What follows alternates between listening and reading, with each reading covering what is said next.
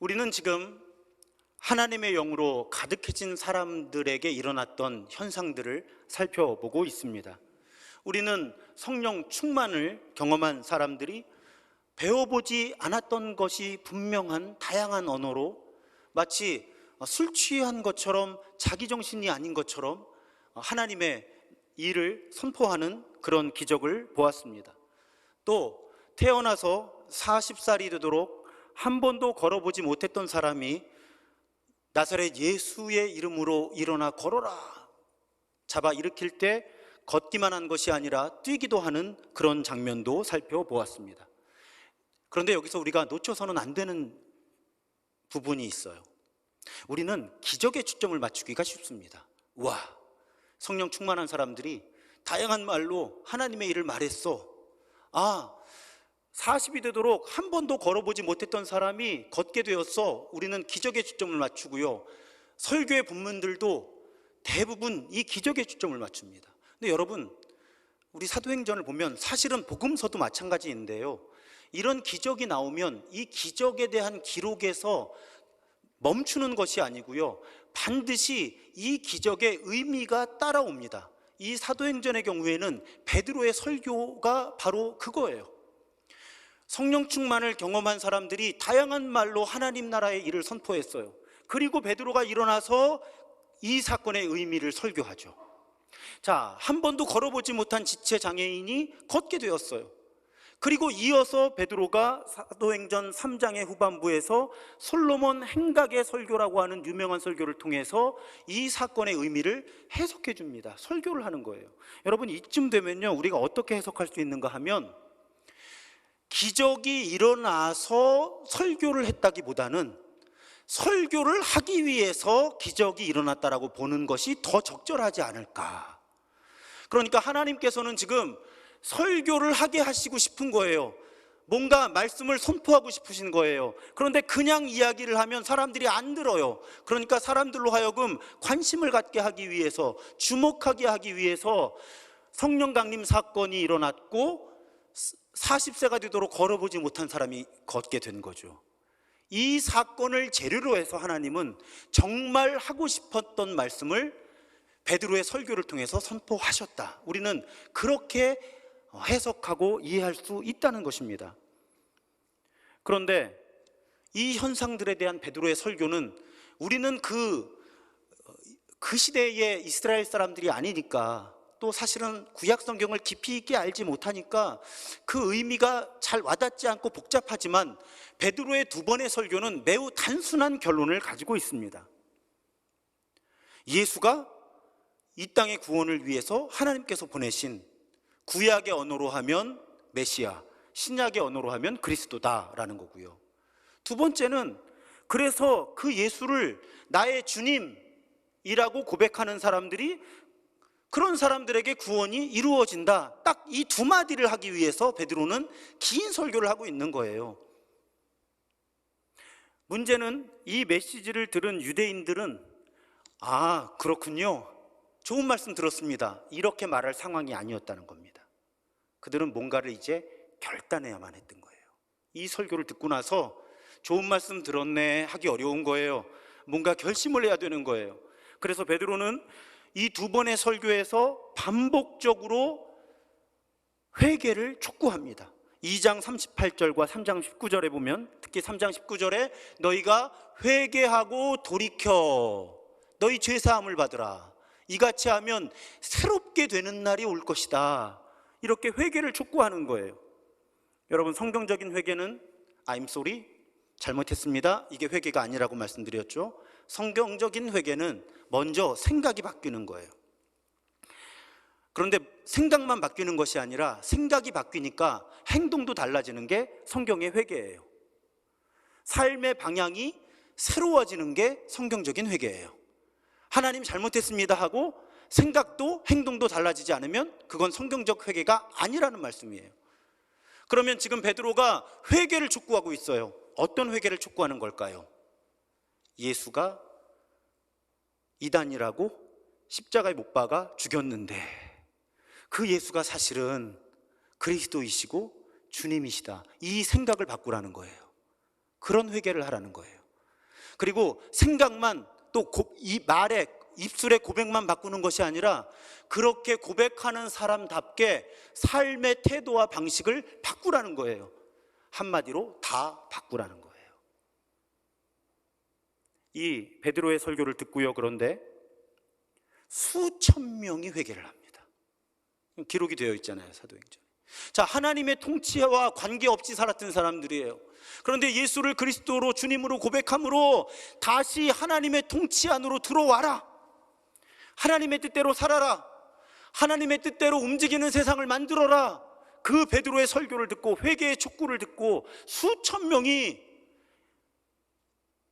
자신의 생각을 바꾸고 삶의 방식을 바꿔서 하나님의 통치 안으로 들어오기로 결단한 거죠. 문제는 이 설교에 결코 동의하고 싶지 않았던 사람들이 있었던 겁니다. 사실은 동의할 수 없었어요. 어떤 사람들이 그랬을까요?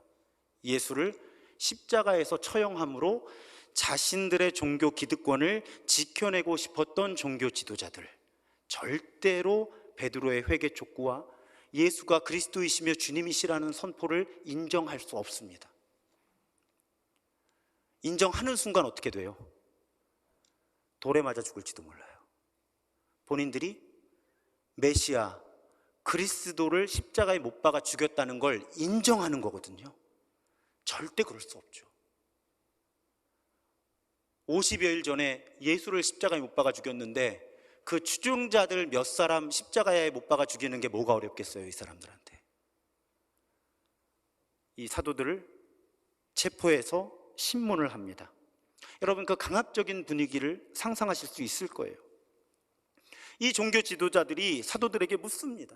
너희가 무슨 권세와 누구의 이름으로 이 일을 행했느냐? 자, 지금 대표적인 사건은 나면서부터 한 번도 걸어보지 못했던 사람이 그냥 일어나 걷게 되고 뛰게 된 일이에요. 너희가 무슨 권세와 누구의 이름으로 이 일을 행했느냐? 우리말로 쉽게 바꾸면, 물론 이것도 우리말이지만, 너희들의 능력이 어디서부터 온 거냐? 이걸 물어보는 거예요. 너희들이 지금 초자연적인 치유를 행했는데 이 능력이 어디서부터 온 거냐? 이 질문을 한 거예요. 자, 불과 50여일 전에 당신 나사렛 예수랑 함께 있었지. 로마 군인도 아니고 종교 지도자도 아니고 그저 여종이라고 불렸던 사람이 묻는 질문에 예수를 모른다고 3번이나 부인했던 베드로가, 그런데 지금은 달라져 있어요. 조금도 주눅들지 않습니다. 결코 자신의 메시지를 희석시키지를 않아요. 베드로는 한마디로 이 사건의 의미를 정리합니다. 12절이죠. 다른 이로서는 구원을 받을 수 없나니 천하 사람 중에 구원을 받을 만한 다른 이름을 우리에게 주신 일이 없다. 자, 이렇게 이 사건의 의미를 정리합니다. 이 고백 단순하죠. 예수를 통해서만 우리가 구원을 얻을 수 있다는 거죠. 여러분, 이 선포에 동의하십니까? 믿으세요? 사실은 믿으셔야 돼요. 왜냐하면 여기에 동의를 해야 그리스도인이 되는 거예요. 교회에 나와서 등록카드를 쓰시면 교인이 될 수 있어요. 그런데 그리스도인, 기독교인이 되려면 예수를 통해서 내가 구원을 얻는다라는 고백에 동의를 하셔야 돼요. 그래서 우리가 갖고 있는 종교가 기독교, 그리스도교라고 말씀드렸죠. 기독교라고 하는 한자는 그리스도교를 의미한다. 여러분, 우리가 갖고 있는 종교가 그리스도교인 이유는 예수를 통해서 우리가 구원을 얻는다라는 그 고백이 우리 신앙의 가장 핵심적인 신앙 고백이기 때문입니다.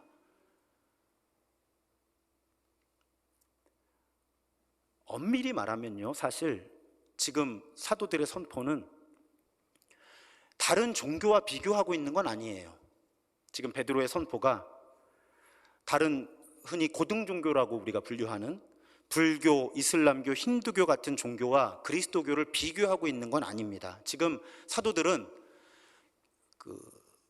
성경의 세계관 안에서 하나님께서 시작하시고 이루시는 그 구원의 역사를 예수께서 완성하셨다라는 예수께서 완성하셨다는 그 논리를 설명하고 있는 거예요.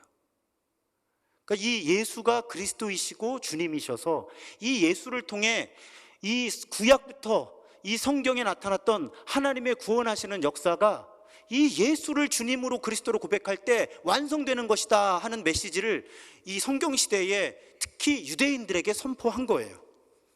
그리고 이 선포는 오늘 우리에게도 유효한 거죠. 우리도 이 선포를 통해서 그리스도인이 되는 거예요. 그런데 조금 다른 차원을 오늘 좀 말씀드리려고 합니다.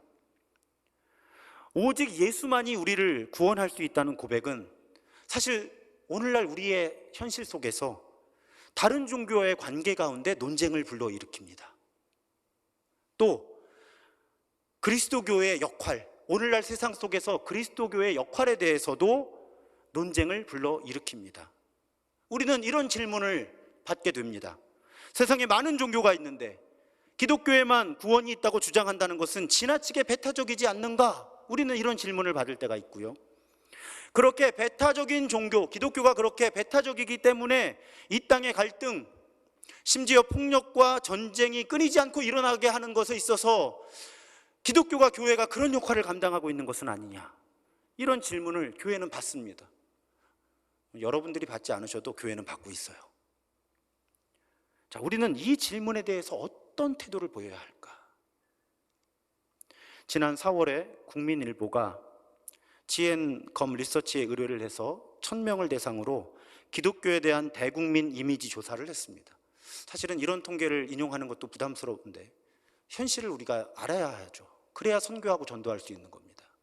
이 조사가 나름 또 평소 다른 조사와 달랐던 것은요, 보통은 작은 언론사들, 흔히 진보적이라고 분류되는 작은 언론사들이 이런 조사를 했어요. 그런데 국민일보라고 하는 좀 포괄적인 매체에서, 또 대기업이죠, 큰 언론사에서 이런 작업을 하니까 사람들이 더 주목을 했습니다. 그럴 때 종교 호감도를 물었어요. 종교 호감도. 그랬더니 응답자 중에 25%만이 개신교, 기독교, 개신교가 호감이 있다고, 개신교에 호감이 있다고 응답을 했습니다. 4명 중에 1명만 우리 개신교에 호감이 있다는 거예요. 좋은 이미지를 갖고 있다는 거죠. 그럼 또 다른 종교랑 비교를 해봐야죠. 자, 천주교와 불교 각각 65%, 66% 비슷합니다.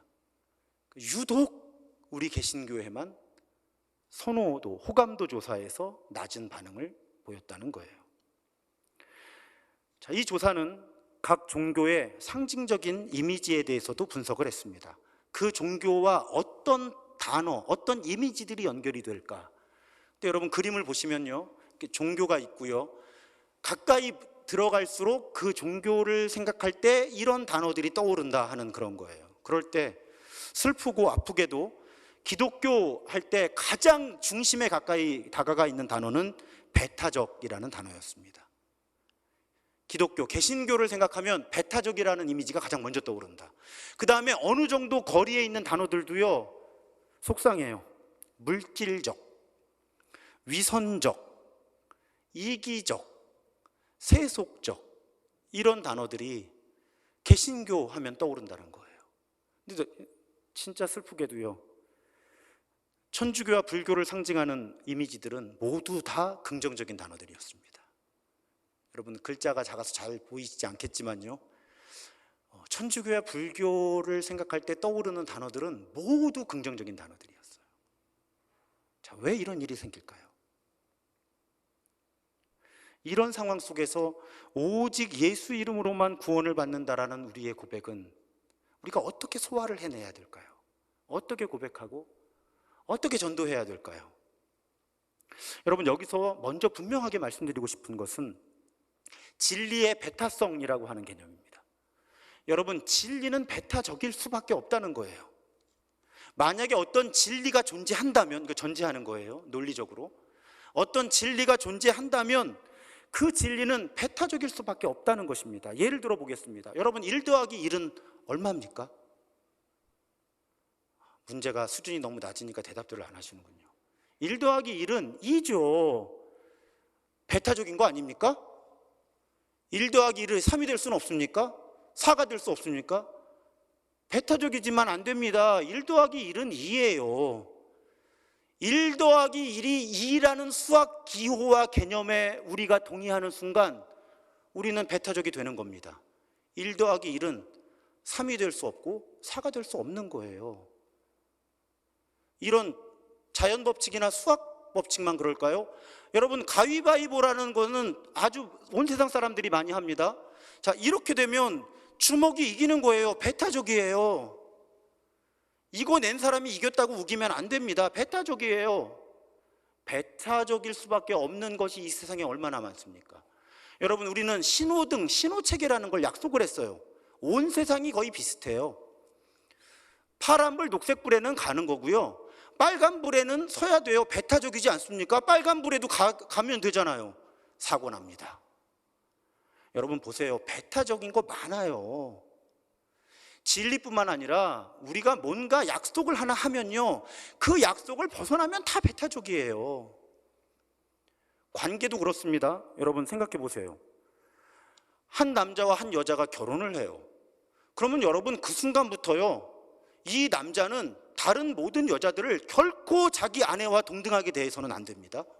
이 아내도 자기 남편을 결코 다른 남자들과 동일시 여기면 안 돼요. 배타적이지 않습니까? 다 사랑해야지. 아니에요. 한 남자와 한 여자가 결혼이라는 제도를 통해서 연약을 맺으면요, 배타적이 되는 거예요. 다른 여자랑 똑같이 아내를 사랑하면 안 돼요. 다른 여자는 배타적이 돼야 돼요. 다른 여자들에 대해서는.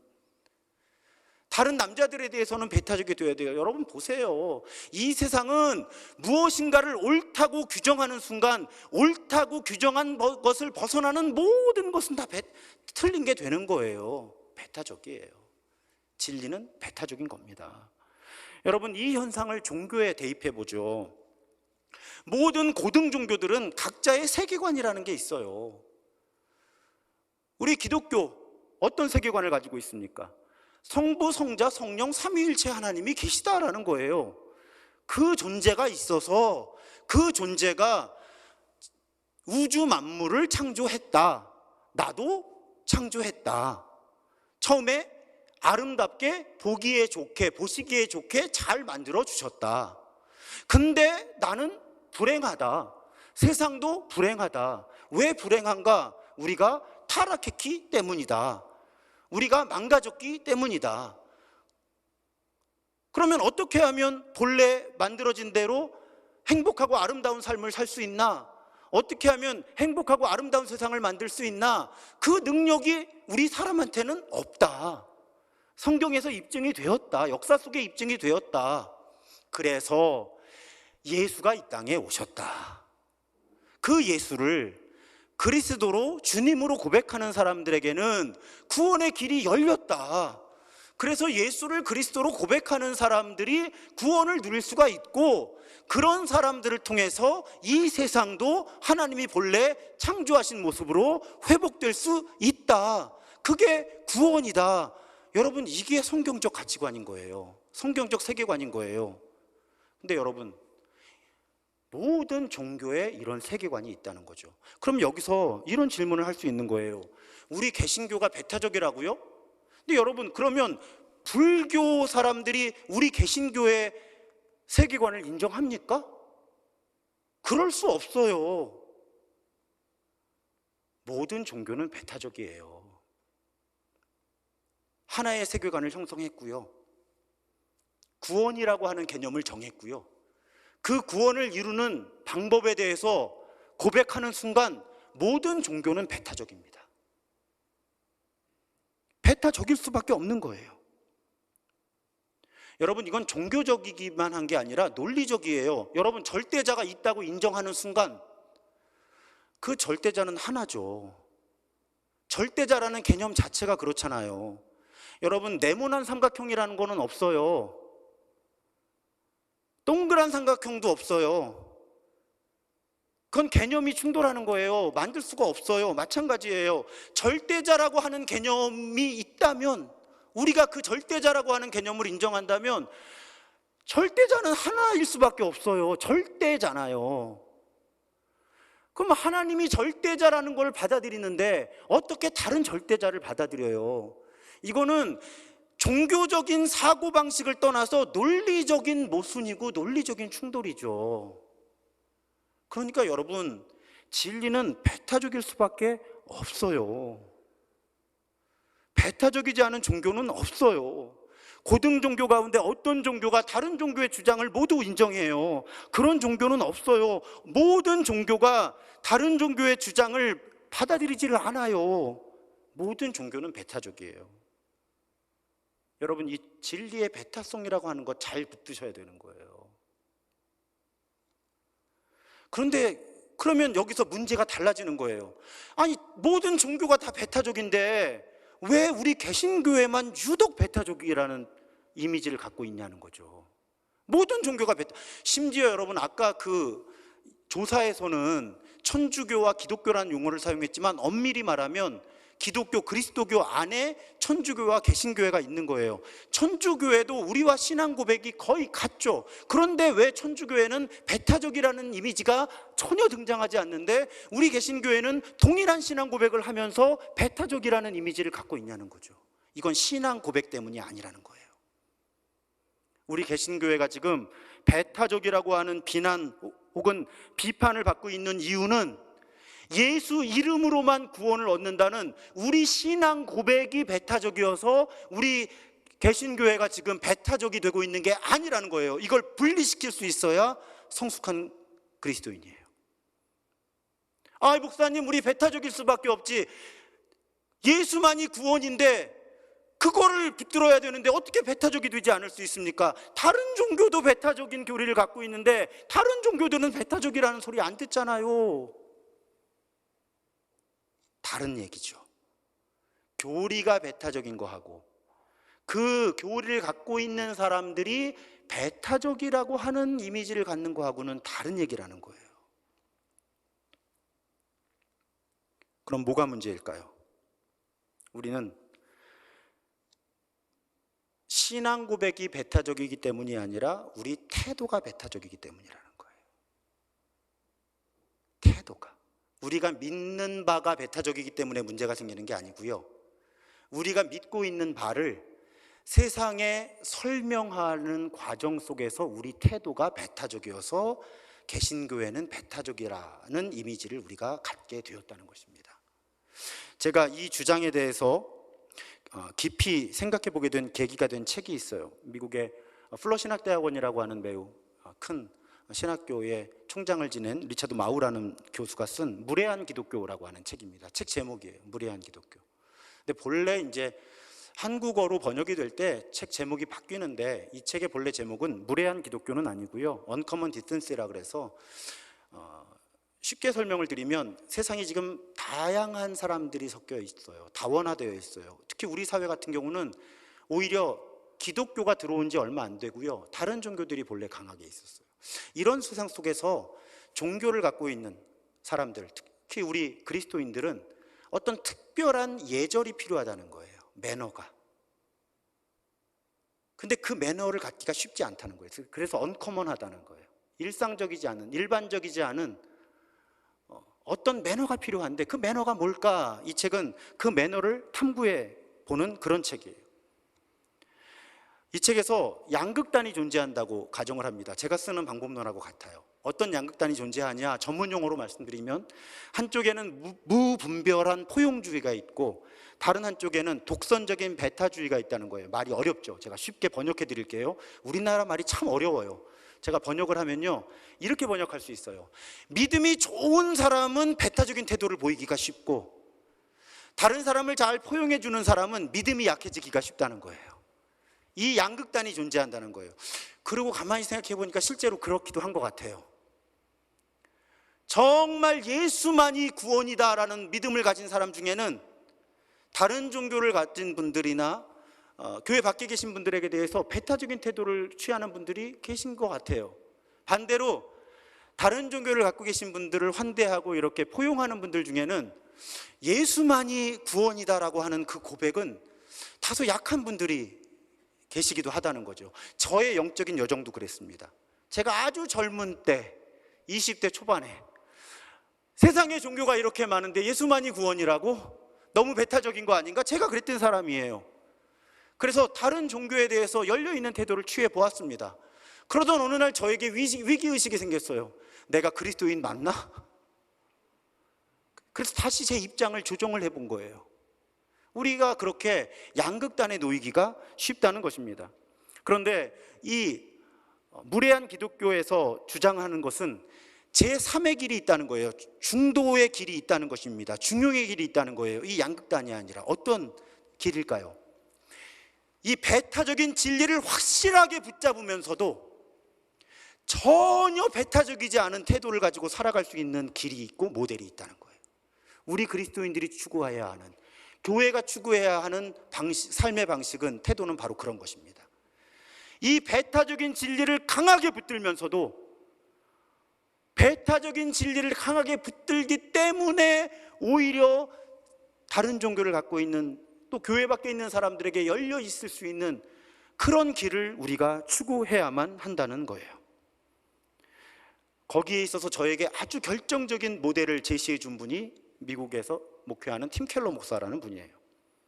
이분이 미국 뉴욕 맨하튼에서 목회를 하는데요, 그 지역의 젊은이들은 특히 전혀 기독교의 메시지를 받아들일 것 같지 않은 사람들이 많이 있었다는 거죠, 뉴욕에. 근데 이분은 아주 보수적인, 전통적인 기독교의 메시지를, 그렇게 전혀 기독교 메시지에 관심이 없고 기독교는 배타적이라고 믿었던 그런 사람들에게, 그런 사람들이 이해할 수 있는 방식으로 전하기 시작한 거죠. 그래서 이분의 교회는 별로 교회 갈 것 같지 않았던 분들이 모여들기 시작해서 매우 큰 교회를 이루고요, 미국의 전역에 교회들이 세워지기 시작합니다. 아주 배타적이고 절대적인 복음을 붙들면서도 전혀 배타적이거나 닫혀있지 않은 그런 매너와 그런 언어로 복음을 전달할 수 있다, 그 가능성을 미국 뉴욕 맨하튼이라는 곳에서 열어준 분이 팀 켈러예요. 제 롤모델 가운데 한 분입니다. 전혀 복음을 이해할 것 같지 않은 사람에게 어떻게 하면 복음을 설명할 수 있을까? 제가 이분을 좀 이렇게 관심을 가지고 이분의 책을 읽는 편이에요. 자, 이분이 성경과 초대교회를 예로 드는 거예요. 다른 모델이 필요 없다는 거예요. 여러분 보세요. 초대교회 보면은 성경의 기록도 그렇지만 그 성경시대 이후 지나면서 그 로마 제국에서 그리스도인들이 어떤 삶을 살아갔는가, 여러분 놀랍게도요, 이 로마 제국의 시대는 아주 사회가 계층화되고 양극화되었던 그런 시대죠. 그런데 그리스도인들은요, 교회는요, 노예, 여성, 가난한 사람들, 다른 국적, 다른 언어, 다른 종교를 가진 사람들 모두를 끌어안는 사람들이었다는 거예요. 이상하지 않아요, 여러분? 예수만이 구원이라고 외치다가 차별당하고 억압당하고 감옥에 가고 순교했던 사람들이 초대교회 사람들이에요. 그런데 그런 배타적인 진리, 예수만이 구원이라고 믿었던 사람들이요, 남녀의 차별을 초월하고요, 종과 주인의 차별을 초월하고요, 국적의 차별을 초월하고요, 종교의 차별을 초월해서 사람들을 끌어안고 도와주는 사람들로 살았다는 거죠. 그 사람들, 그 초대교회 사람들이 우리의 모델이라는 거예요. 지금 이 시대에 우리 코로나 팬데믹이 오면서 많은 신학자들이 도대체 이런 팬데믹이 오면 그리스도인들은, 교회는 어떤 일을 했을까를 역사를 뒤져봤죠. 그러면서 그분들이 논문과 또 방송, 유튜브 이런 곳에서 많은 발표들을 했습니다. 그 내용이 무엇이었습니까? 그리스도인들은 팬데믹이 돌아서 언제 어떻게 죽을지 모르는 상황 속에서도 버려진 환자들을 돌본 사람들이다. 그리스도인들은 연고 없이 버려진 시신들을 수습해 준 사람들이다. 자기 목숨을 걸고. 여러분 이상하지 않으세요? 저도 이걸 연결해 본 적이 없었던 거예요. 분명히 초대교회 그리스도인들은 어마어마하게 배타적인, 오직 예수만이 구원이다라는 교리를 붙들었던 사람들이에요. 목숨을 걸고 그 다원주의가 가득했던 로마 제국 속에서. 그런데 이분들의 실제 삶은 어떤 종류의 차별도 넘어서는 온 세상 모든 사람들을 끌어안는 그런 삶의 방식을 선택했다는 거죠. 우리들의 모델인 거예요, 이분들이. 그런데 어떻게 이런 행동들이 가능했을까요? 여러분, 제가 왜 이 생각을 못했는지 모르겠어요. 팀 켈러 목사님의 글을 읽다가 내가 왜 이걸 생각을 못했을까? 팀 켈러 목사님의 주장은 단순합니다. 왜 초대교회, 초대 기독교 공동체 사람들이 배타적인 진리를 붙들면서도 포용적인 삶을 살았을까? 여러분, 이 배타적인 신앙의 대상이 누구예요? 예수잖아요. 예수님이 어떤 삶을 사셨어요? 하나님이 사람으로 오셔서, 그것도 가난한 사람들 틈바구니로 오셔서, 가난한 사람, 병든 사람, 성매매 여성들, 이 사회적인 약자들과 함께 밥 먹으셨잖아요. 오히려 많이 가진 사람들이나 지위가 높은 사람들하고 보낸 시간보다도 가난하고 병들고 차별받는 사람들하고 예수님이 더 많은 시간을 보내셨잖아요. 근데 여러분 생각해 보세요. 그 예수만이 구원이라는 배타적인 진리를 믿으면 믿을수록요, 그 예수처럼 살고 싶을 거 아니에요. 그러니까 초대교회는 예수님처럼 산 거예요. 모든 종류의 차별을 넘어서서 모든 사람들을 끌어안는 사람들이 된 거죠. 여러분, 여기 놀라운 역설이 있는 거예요. 정말 예수만이 구원이시라는 것을 우리가 믿으면요, 우리는 결코 배타적인 사람들이 될 수가 없는 거예요. 정말 예수만이 구원이라는 이 배타적인 진리를 정말 믿으면요, 정말 배타적으로 이것이 진리다, 이것만이 진리다라고 믿으면 우리는 다른 사람에게 배타적이 될 수가 없는 겁니다. 예수님이 배타적이시지 않았기 때문에.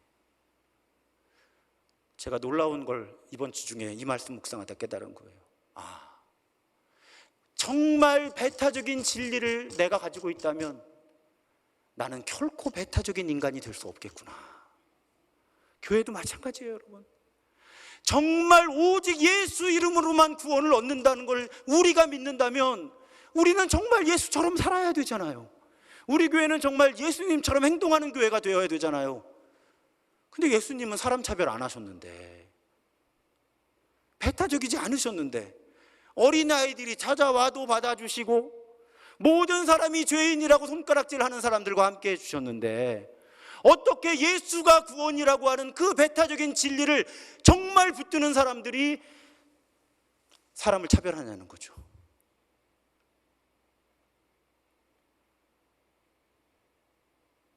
배타적인 사람들은 진짜 복음을 안 믿는 거죠.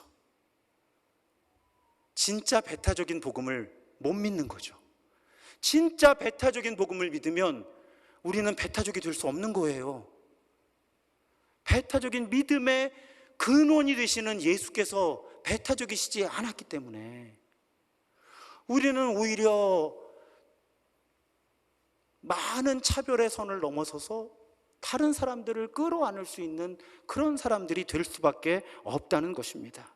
사랑하는 여러분, 저와 우리 모두가 정말 배타적인 진리를 붙드는 사람들이 되었으면 좋겠어요. 정말 예수만이 구원이다라고 정말 믿고 선포할 수 있는 사람들이 되었으면 좋겠습니다.